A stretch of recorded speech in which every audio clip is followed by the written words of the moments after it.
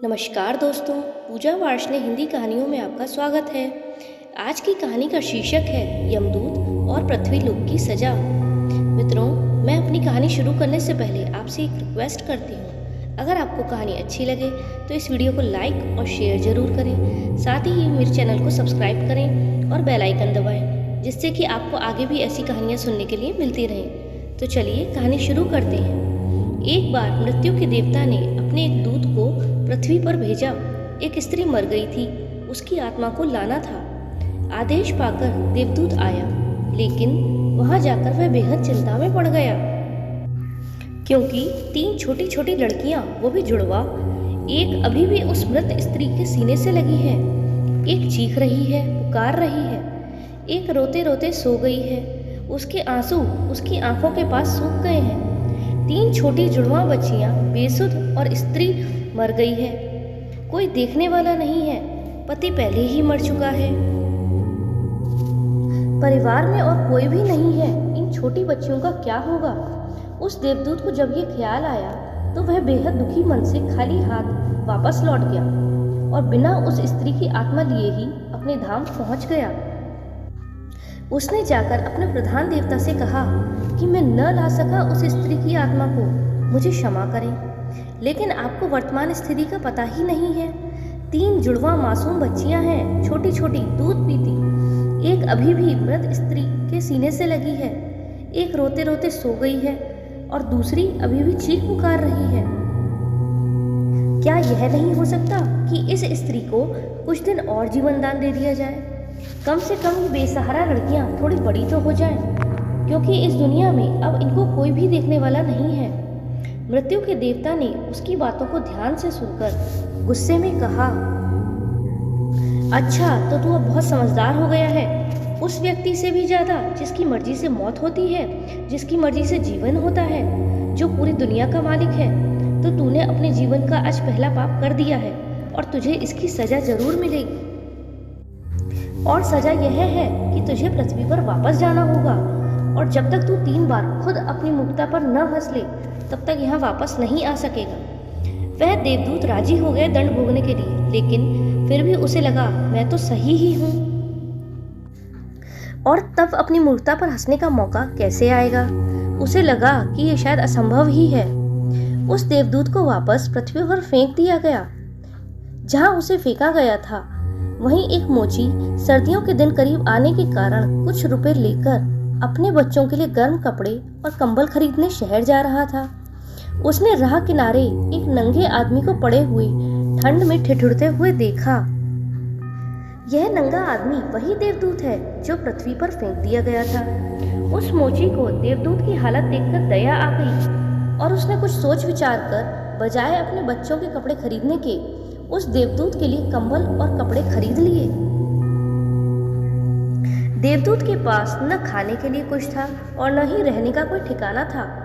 उस पर तरस खाकर मोची ने कहा, तुम मेरे साथ मेरे घर चलो, और अगर तुम्हें देखकर मेरी पत्नी नाराज भी हो जाए तो बुरा मत मानना, क्योंकि बच्चों और परिवार के कपड़े खरीदने के पैसे मैंने तुम पर खर्च कर दिए हैं। इसे जानकर पत्नी जरूर नाराज होगी, लेकिन फिर कुछ दिनों बाद सब ठीक हो जाएगा। उस देवदूत को अपने साथ लेकर मोची घर लौटा, लेकिन न तो मोची को देवदूत की सच्चाई का पता था और न ही उसकी पत्नी को। जैसे ही देवदूत को लेकर मोची घर में पहुंचा, उसकी पत्नी तो एकदम पागल सी हो गई, बहुत नाराज हुई, बहुत चीखी चिल्लाई। मोची के घर का माहौल देखकर देवदूत पहली बार हंसा। उसे हंसते देखकर मोची ने कहा, हंसते क्यों हो भाई, बात क्या है?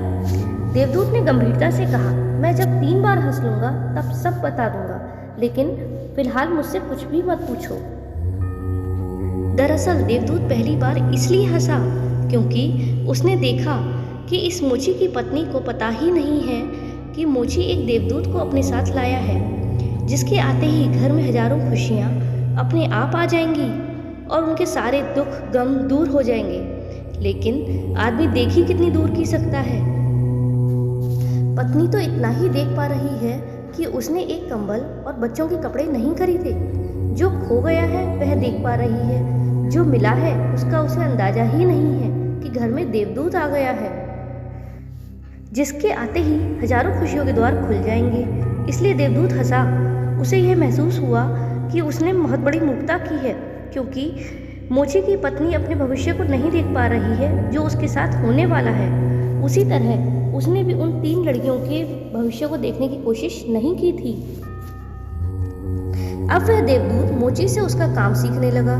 क्योंकि वह देवदूत था, इसलिए कुछ ही दिनों में उसने मोची से सारा काम सीख लिया। और फिर अब देवदूत के बनाए जूते इतने प्रसिद्ध हो गए कि मोची कुछ ही महीनों के भीतर धनवान हो गया। साल होते होते तो उसकी ख्याति सारे प्रदेश में पहुंच गई कि उस जैसा जूते बनाने वाला कोई भी नहीं है, क्योंकि वह जूते तो देवदूत बनाता था और जो बेहद खूबसूरत हुआ करते थे। सम्राटों और राजाओं के जूते वहां बनने लगे। मोची के घर धन की बरसात होने लगी। एक दिन प्रदेश के सम्राट का एक आदमी मोची के घर आया और उसने उसे एक बेशकीमती चमड़े के टुकड़े को देते हुए कहा कि यह चमड़ा बहुत कीमती है, आसानी से कहीं नहीं मिलता। सम्राट के लिए अच्छे जूते बना दो, लेकिन कोई भूल चूक नहीं करना। जूते बहुत बेहतरीन बनने हैं और ध्यान रखना, जूते बनाने हैं, चप्पल नहीं। क्योंकि उस दौर में संभवतः रूस में जब कोई आदमी मर जाता है तब उसे चप्पल पहनाकर मरघट तक ले जाया जाता था। मोची ने भी सम्राट के आदमी की पूरी बात को समझकर देवदूत से कहा कि चप्पल मत बनाना, जूते बनाने हैं, स्पष्ट आज्ञा है और चमड़ा इतना ही है। अगर गड़बड़ हो गई तो हम मुसीबत में फंसेंगे, सम्राट जिंदा नहीं छोड़ेगा हमें। लेकिन पता नहीं उस देवदूत के दिमाग में क्या आया, उसने चप्पल ही बना दिए।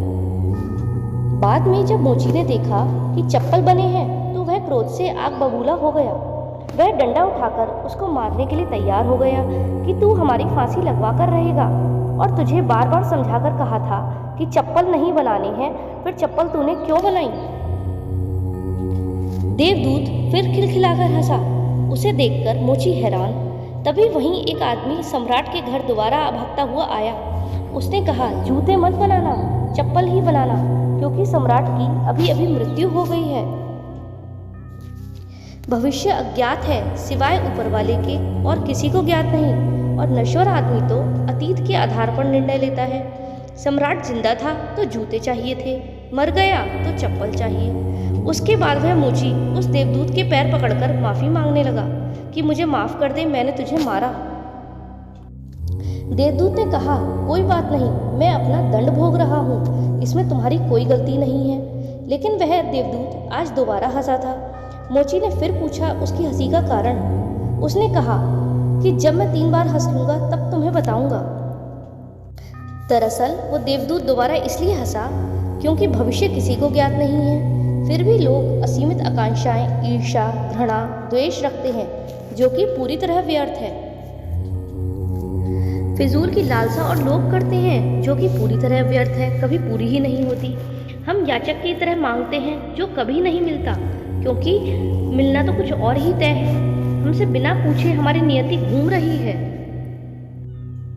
और हम व्यर्थ ही बीच में शोरगुल मचाते हैं, चिंता करते हैं, परेशान होते हैं। चाहिए चप्पल और हम जूते बनवाते हैं। मरने का जब वक्त करीब आ रहा है तब जिंदगी का हम हंगामेदार आयोजन करते हैं। सिर्फ वर्तमान समय ही हमारा है, लेकिन हम भूत और भविष्य के बारे में दिन रात सोचकर बेमतलब की चिंता में मरे जा रहे हैं।